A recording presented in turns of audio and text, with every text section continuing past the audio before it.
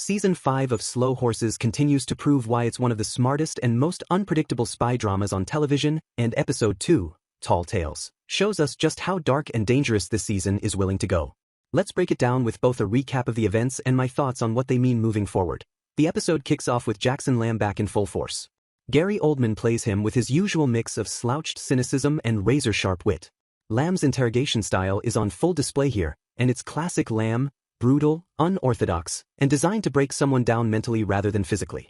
As harsh as it looks, you can't deny it works. Lamb once again reminds us that under all the filth, sarcasm, and smoke, he's still one of the sharpest minds in espionage. Every time he's in the room, you know he's in control. Meanwhile, Diana Taverner is working her own angle.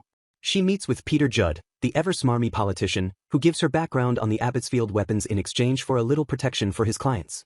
Judd is slimy, but he's also effective, and their interaction sets up some intriguing political tension.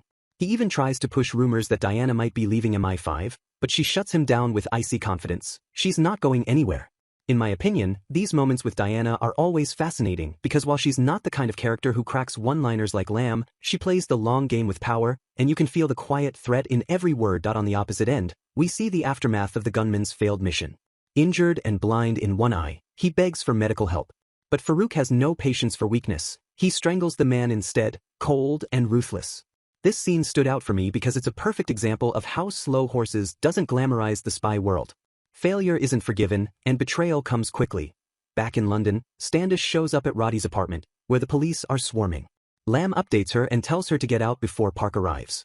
Meanwhile, River and Co follow a lead to Roddy's supposed girlfriend's house, which goes sideways fast. The old woman they encounter greets them with a knife, and for a second it looks like we're heading into another violent standoff. But it de-escalates in true Slow Horses fashion, awkwardly and with a dose of humor. It's moments like this that remind me why this show is so unique. It can balance genuine tension with gallows humor without missing a beat. Then we check back in with Farouk, who passes off a container to a group of eco-terrorists. They plan to use it at a gas plant, creating chaos across London. The chilling part is not just their confidence, but how casually Farouk disposes of the dead gunman, burning his body to erase all evidence. Again, Slow Horses loves to remind us how bleak and disposable this world is. Over at the restaurant, Lamb is furious when he learns River left Shirley Dander alone. This scene really highlights how dysfunctional Slough House is as a team. They argue, they insult each other, but underneath it all, there's this weird, broken loyalty. Lamb even points out that Shirley is the only one doing her job right, which says more about the sorry state of everyone else than it does about her. I love these restaurant and pub-style gatherings in the show. It's where the character dynamics really shine. Meanwhile, Waylon's subplot takes a strange turn when he's confronted during a jog by Carl, who hints at secrets from Copenhagen.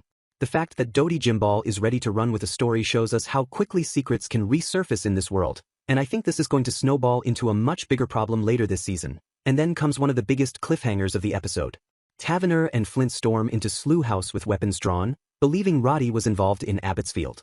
The tension skyrockets as they prepare to take him in. In a small but telling moment, Roddy hides a binder filled with pictures of his girlfriend in his desk. For all his bravado and goofiness, it shows a vulnerable, even tragic side to him that be why the end of Episode 2, Tall Tales, delivers exactly what the season promised. Darker, grittier storytelling with high stakes and no easy answers. The mix of bleak espionage drama and cutting humor keeps the show from drowning in despair, but it's clear that manipulation, secrecy, and betrayal are the themes driving this season forward. And with each episode, the waters are getting murkier. Overall, I'd say this was a fantastic follow-up to the explosive season opener. It set up new mysteries, pushed the characters into even more dangerous territory, and gave us just enough humor to keep things balanced. Gary Oldman continues to be brilliant, but it's also the supporting cast dynamics that make Slow Horses such a standout series. But what about you? Did this episode keep you hooked, or did you find some parts dragging? And what do you think about Diana and Judd's little arrangement?